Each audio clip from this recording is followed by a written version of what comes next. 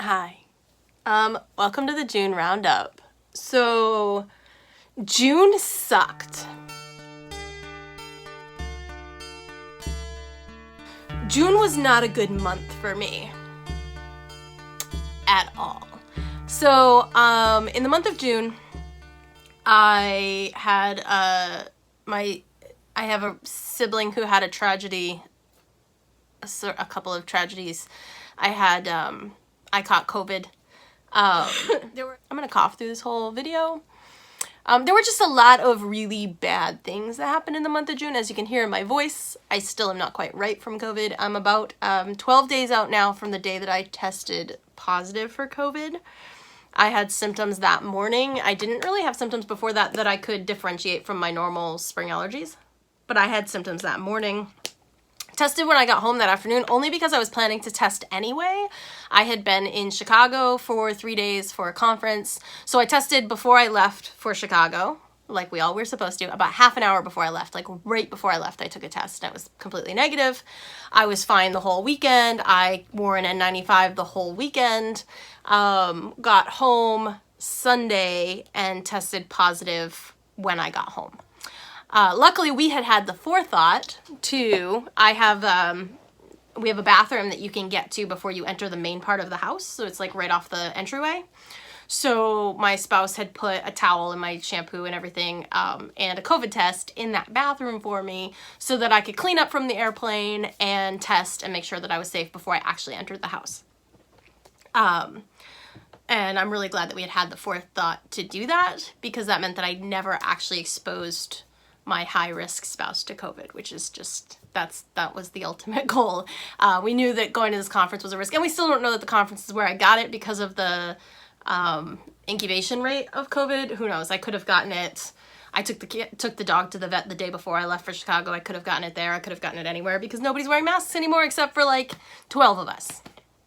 So anyway, I had COVID. I had a situation with my sibling. I had just a series of, I feel like every time I turned around, plus, you know, like Roe v. Wade was overturned. They're questioning all these other bills. There was just a lot this month. June was a really bad month. At the time that I recorded this, I have yet to put out my May Roundup, which I actually recorded on June 2nd. So I recorded it on time, and I did not get it edited and posted because of everything else that has happened this month. So I have a feeling I'm going to end up posting these back to back, which is great. But I mean, I don't think that there's anybody out there who's like clamoring for these videos. I kind of just make these because I enjoy making them. I guess they're more for me than anyone else. So whatever. I have a job interview tomorrow, so I also wanted to record today because I wanted to see what I'm looking like on camera right now, knowing I have this job interview on Zoom tomorrow, and I'm not loving it. I will definitely be cleaning up this room behind me before then.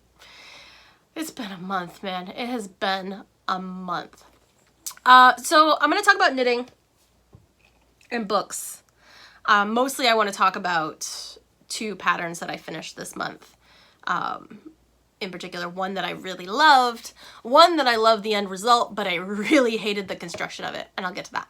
So the first thing that I finished this month was I finished 2 of these dog sweaters. This is the Lucky Fox Knits mini dachshund sweater pattern. I found it on Etsy. Oh, I've got a end that still needs to be tucked in there. I didn't realize that. And I will, I have, you know, some photos of my dogs, of course, in it that I'll show you here. But I did 2. I did one for each of my, mini dachshunds. So this is for the bigger, this is for Winterstone. I have not tied in ends yet. I tucked the ends in order to take photos. And then this one is Summer Stages. She's a little bit of a smaller dog. The Lucky Fox Knits pattern for the mini dachshund sweater is fingering weight and size 4 needles. Clearly, that is not a fingering weight yarn. I did it with this chunky Karen, that yarn, I don't remember. Chunky Karen yarn. I did it with size 7 bamboo needles. I just kind of did some math. I did a little bit of a gauge swatch and I did some math and figured out what I would need to do in order to alter it to do it with this yarn. And I feel like now that I've done a couple of these, I've started a third one for our older dog who's not a dachshund, but she's kind of shaped like one, so it'll work, in gray sparkly of the same yarn. I feel like now that I have done these two and seen the construction of it and seen how it fits on the dogs, that I kind of could do this with any yarn as long as I just did a little math first, which is very cool. I absolutely love how these came out. I think they're freaking adorable. They have this 3-3 ribbing, knit 3, purl 3 ribbing that is brilliant for the construction because it makes such a stretchy fabric that even if you measure not quite right, because you can't try it on you can't try a dog sweater on with like pokey DPNs stuck in it. Like if it was a sock on myself or a mitten on myself, I could try it on, right? With a dog sweater, I can't do that because I don't want to stab my dog with the DPNs. And they're very wiggly creatures. So I kind of just had to use a tape measure and guess as I was going that I was doing it right. And actually the first one of these I did while I was in Chicago. So I didn't even have the dog with me when I finished that one. I had measured her before I left and guessed based off of that. But anyway, yeah, that 3-3 ribbing that she has in this pattern, I don't know if the designer's a she. The 3-3 ribbing that they have in this pattern was a brilliant idea because it creates a stretchy enough fabric that if you're slightly off in your measurements, it'll still fit your dog, which I love. So I've gone up a couple more stitches on this one. I started, like, these ones were, I did a cast on of 30. I think the original pattern was a cast on of 60, but again, that was with size 4 needles and I used size 7. And that was with fingering weight, and I used, I guess it's technically a worsted, but it's a really chunky worsted. It's a thick worsted. And then I did a cast on of 36 with this, so I've gone up again by 6 for this one for my biggest dog who weighs 14 pounds. So those dog sweaters I finished this month, and I'm working on this last one. I have just enough of the teal and the gray yarn. I think what I'm going to be able to do is I'm going to be able to make headbands, like winter, ear covering headbands for my spouse and I, and then we can all match the dogs, which I think will be really cute. If she and I have like matching headbands and our dogs have matching sweaters, I think it's really cute. So I'm really excited about that. I'm also really excited, being like somebody who does knitwear design, once I've seen the construction of how somebody else is doing a sweater, it doesn't take much for me to alter it into something else that I want to make. And now that I've seen this kind of general makeup of this sweater, I've got so many ideas for other dachshund sweaters. This is not the first. I tried like 5 other patterns, but they were all for just small dogs in general. They weren't specifically for dachshunds, and dachshunds have such a unique shape that I really needed the dachshund specific pattern, I think.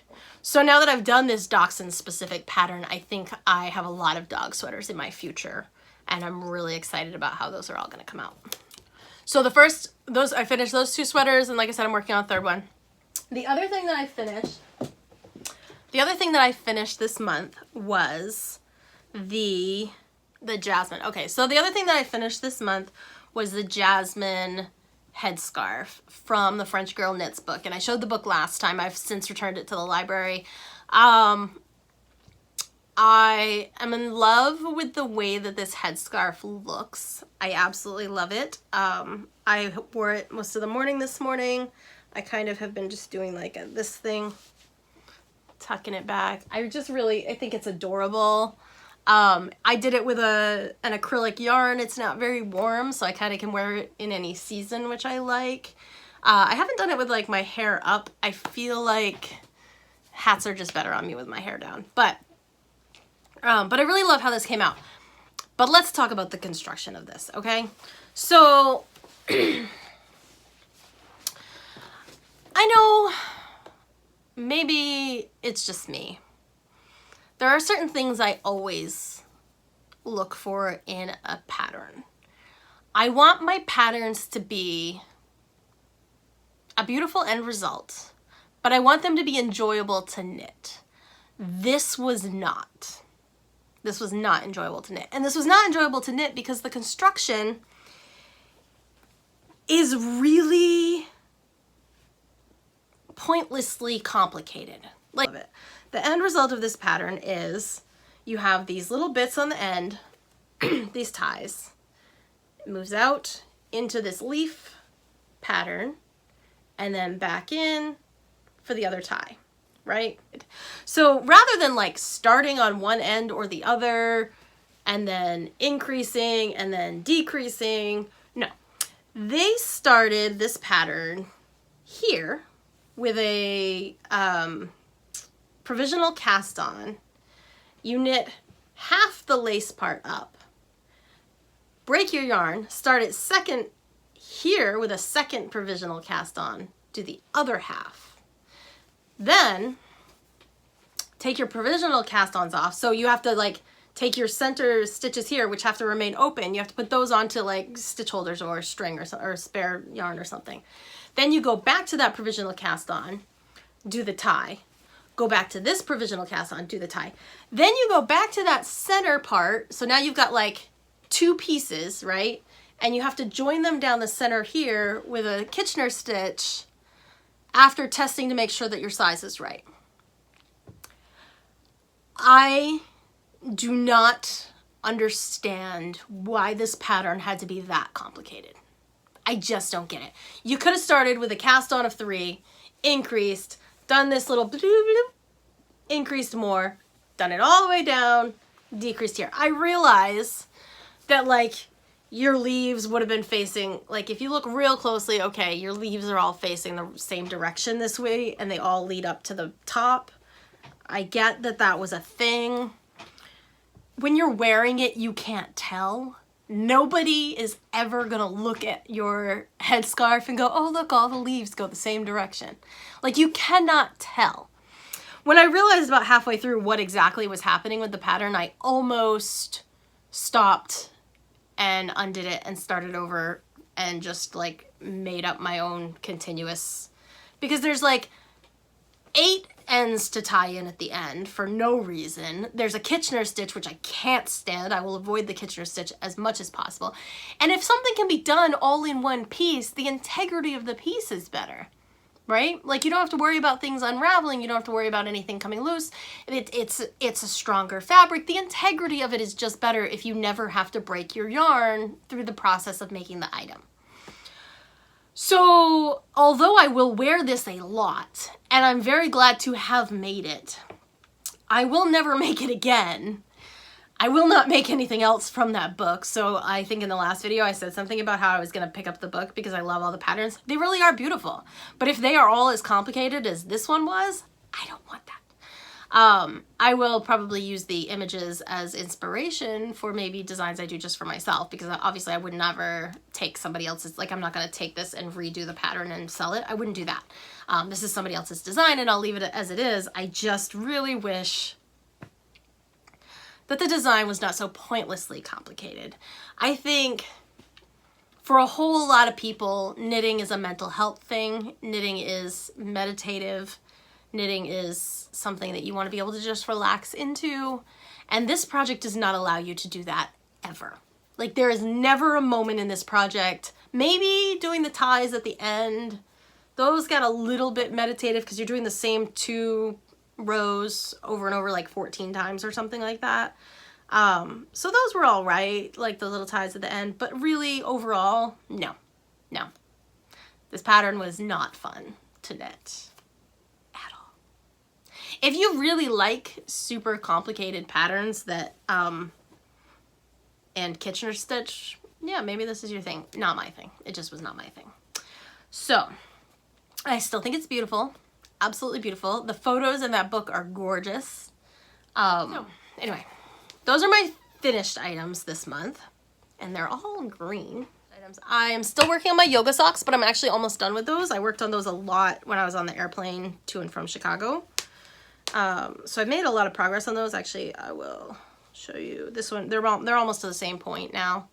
So I have, this is the foot part. I did try them on the other day. It fits exactly where I want it to, because the ball of my foot, I still want to kind of stick out a little bit to give me that grip on my yoga mat. And then that's the heel, which will also, my heel will stick out, which is awesome. You can see my little kind of makeshift lace pattern I've been doing up the side there, if we can get it to focus right. There we go. That's my kind of makeshift lace strip. I've literally just been doing, over the course of 6 stitches, I do yarn overs. Ooh, blown out. There we go. Over the course of 6 stitches, I do yarn overs and then knit 2 together in order to create this just kind of decorative little holes.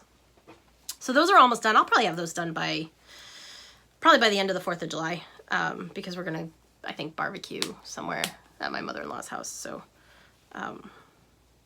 or in our backyard, I'm not sure which, but we'll barbecue somewhere. So I will likely have those finished by the end of that day. So I have those. Like I said, I cast on another dog sweater, the 3rd dog sweater, and I have done 0 work on the wingspan shawl. I really need to get back to that. I don't know if I'd started this yet in May. I didn't record the date on my Ravelry of when I started this. But I started a Harvest by Tin Can Knits in the Red Heart Boutique Eclipse yarn in the Starry Night colorway. I don't think I'd started that in May. I'm pretty sure I started that when said siblings started their kind of tragic situation at their house, because I remember knitting it all kind of stressed out about what they were going through. Isn't it funny? I don't know if anybody else does this. I can look at my knitting and remember certain things about the experience. Like, I know that when I knit the ties on either end of my Jasmin, I was watching Practical Magic. And anytime I look at those ties, I will think of Practical Magic. I have to be really careful about what I'm doing when I'm knitting for that purpose, because an item, like, I guess I kind of talked about this last time with the dentist, like my yoga socks I was associating with the dentist's office. Anytime that I have something like that I'm knitting in a certain place, I will associate it that way. So anyway, I've started my Harvest. This is the Harvest by Tin Can Knits. I'm gonna do it, I'm not doing the whole pattern, I'm doing it as a vest. It has like this ribbing, which is going to go along the back side, right? And then you kind of move into the rest of the body of it. So I'm on the raglan increases for that right now. I am loving it. I'm not even going to show you I'm still out of breath from having COVID. It's so bad, you guys. Like, anybody who tells you this is just a flu is so lying. They're so lying. But I'm not even going to show you the wingspan shawl because I've literally done nothing on it. I have not touched that once since in the month of June. I haven't touched that once. I do need to get back to that because I also got the yarn. I'm working on a collaborative design thing with Woolly Witch of the West. And I got the yarn for that this weekend. Or this week it finally showed up. So I'm really excited to start that project, and I need the needles that my wingspan is on to do it. Sorry, I'm like wicked amateur today, apparently. I'm trying to plug in my laptop so that I can go over books without my laptop dying, because all of my Goodreads account is on here. Obviously, Goodreads is on my laptop. So, I think that's everything I have going knitting-wise. I'm doing a couple of little things like earrings and stuff. And like I said, that design project, and I will have that soon. That project I'm hoping to get knit up over the course of the next month, get the pattern written and get it released this fall. So I think that's everything knitting related that I have. Now, in June, because I got really sick with COVID, I did not read a lot. Reading was really, honestly, like, between the stress of my life and everything that was going on, it just was not, I couldn't read. I finished 3 books this month, which is really low for me. The 3 books I read, though, I have a lot to say about. So I read Harvey Fierstein's I Was Better Last Night, a memoir. Harvey Fierstein is if you don't know, is the guy with the really gravelly voice, plays the brother in Mrs. Doubtfire. I feel like anybody who's not Broadway focused, that's where they know him from usually, is Mrs. Doubtfire. But he has that really gravelly, kind of very unique voice. And he was the mom on in Hairspray, and he's got a lot of titles to his name. He's also a really prolific playwright and has written a lot of really amazing work. And I Was Better Last Night. I love a Broadway memoir. I love a Hollywood memoir. I love anything that's like a creative memoir. A couple of months ago, I read Sutton Foster's memoir. I just really, I enjoy, I've read Patti LuPone's memoir. John Lithgow's memoir. Oh my God, so good. So good. That memoir, and Alan Cumming's memoir, something about his father is in the title. I love them. I love a Hollywood memoir. I love an actor's memoir. So I read I Was Better Last Night, Harvey Fierstein. This is like reading a memoir of an incredible artist and also getting a lesson in gay history. Because Harvey Fierstein was a gay man in New York City during the AIDS epidemic, and he's experienced so much of the he was not there the night of, but he was there the day after the Stonewall Uprising, and he witnessed all of that. Like, he's seen so much of gay rights progress, and he's just an amazing guy. And it's such a good book. It's got these really short chapters. Most of the chapters are super short. Very much written like the way that we remember our own memories. Like, it's very clear that it's very true to his own memory of his life, which I thought was really beautiful.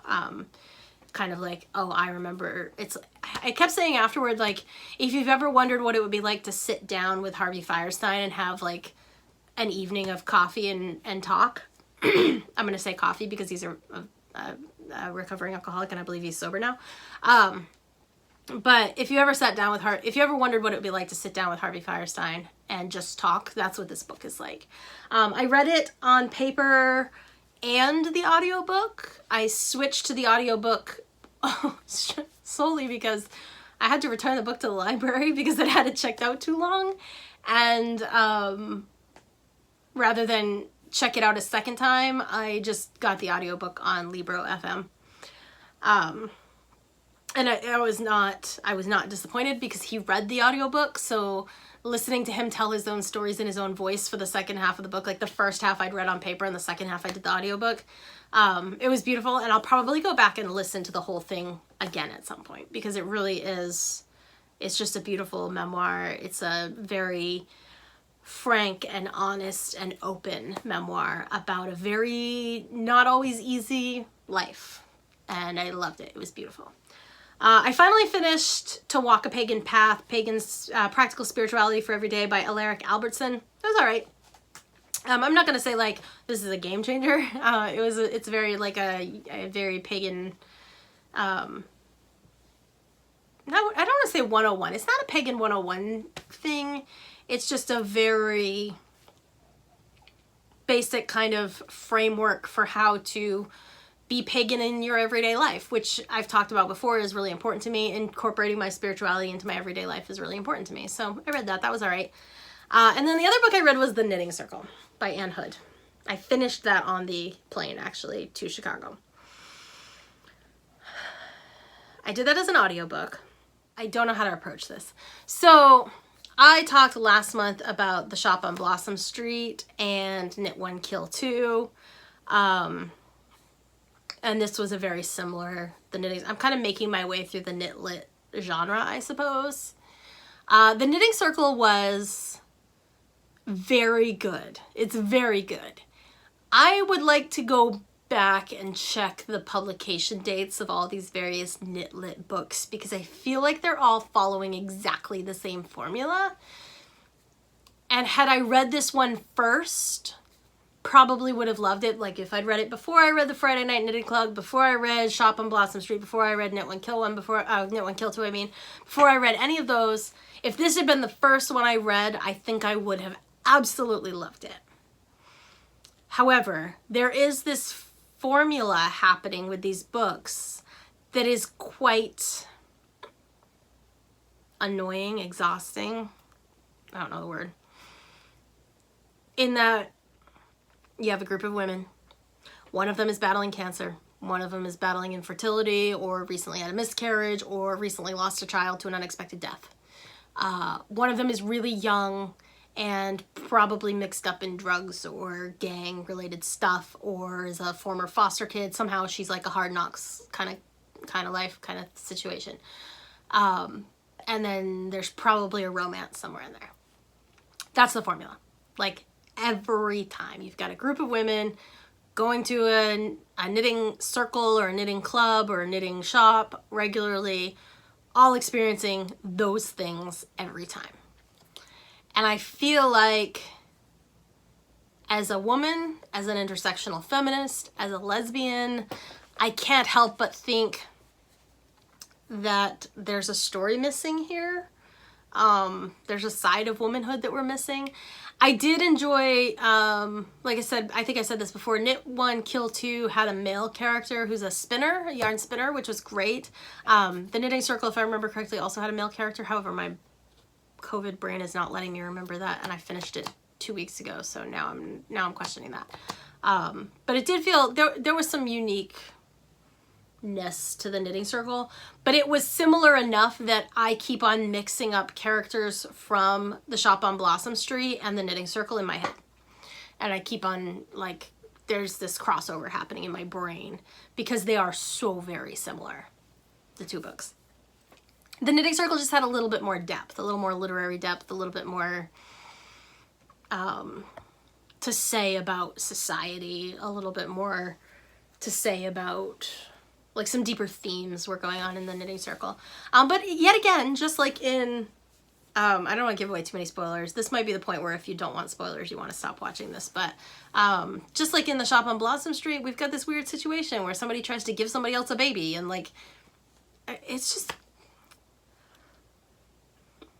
there's more to women than breast cancer and babies. There's a whole lot more to knitting than breast cancer and babies. And had I read Knitting Circle first, maybe I would have loved it as much as I loved Friday Night Knitting Club, because Friday Night Knitting Club was really the first knit lit book that I ever read, and I still love it, and I have every book that she wrote in that series, and I've read a couple of them more than once. Maybe if this was the first one I'd read, I would have loved it as much as I loved Friday Night Knitting Club, but at this point I'm getting kind of tired of the knit lit formula, and I'd like to find an author who does something different and breaks out of that. So that was The Knitting Circle by Anne Hood. I did like it. Like, I really did. I gave it 4 stars on Goodreads. Like, I really did enjoy it. I'm not saying anything negative about the book itself. I think I'm just personally burnt out on that formula for a book, that novel formula. So I'm still on the search for more knit lit books. If anybody has any suggestions, let me know. I do, like, there's something really I love about reading about people who are knitting.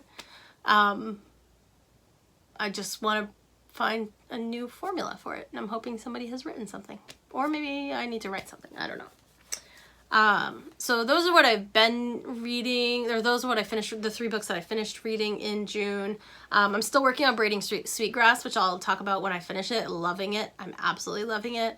I'm also reading Yarn Harlot, The Secret Life of a Knitter, which is really cute. It's like a bunch of blog posts, I guess, that she put up that have been turned into a book, and they're fun. They're really super entertaining.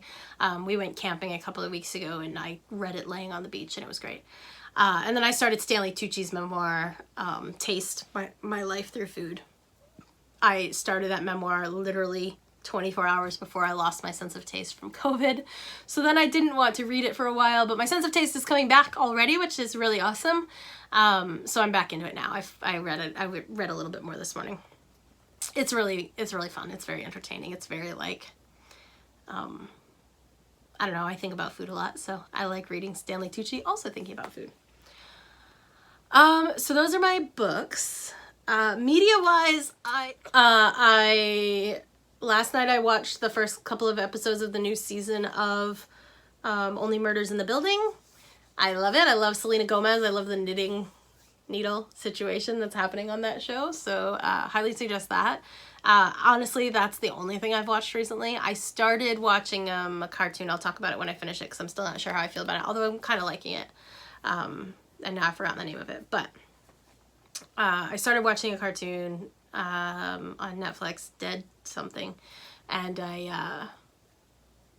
honestly, otherwise for TV, I've been just watching Gilmore Girls over and over. I literally got all the way through A Year in a Life and went right back to season 1 again. my brain is so tired from everything that has been happening this month that trying to absorb something new is very difficult right now. I just can't get into something new. I can't follow it. I'm just really tired, and like physically tired and emotionally tired right now. So I'm really struggling to kind of get into anything new. I'm also spending a lot of energy, as always, I'm spending a lot of energy on my various activist circles. I'm involved in a couple of lobbying things and stuff, so I've been doing that a lot too, which takes up a lot of time. Makes it harder to watch TV. Music-wise, I have been listening to the Linda Lindas. I think I was also listening to them in May. I have not stopped listening to the Linda Lindas. And then I have been listening to Live. I downloaded a couple of their albums on Spotify, and I've just kind of been listening. Their title album, Live, and then I also downloaded their album, Throwing Copper. I've always loved them. I've listened to them a lot in the past, and I'm just kind of revisiting them, I suppose. So I've been listening to Live again, and that's been really good. And then I started listening to the Strange Loop cast album. They won the Tony this month for Best New Musical. It is not a safe for work album. There's a lot of swearing and a lot of sexual nature in the songs, just heads up. But it's really fun. It's very different, very catchy, very bouncy. So I think that's everything, really. I don't really have a lot else this month. Like I said, my May roundup and my June roundup are going to come out back to back because I'm so behind on everything. So, you know, if you want to know about anything more about anything that I talked about today or mentioned today that I didn't elaborate on, it's probably in the last video, which probably came out yesterday. I don't know. We'll see how long it takes me to get these out. I'm also behind on my podcast. I had to reschedule my next guest because of everything going on with my everything this month. So I'm hoping to reschedule with him really soon and get that done as well. And I'll let you know when that podcast is out. If you're interested in supporting the show, honestly, with as sick as I have been this last couple of weeks, this would be a really great time to join my Patreon. I would be so incredibly grateful. I'm kind of working on like a, I mentioned this before, but I've been working on kind of a new format for what you can expect out of Patreon.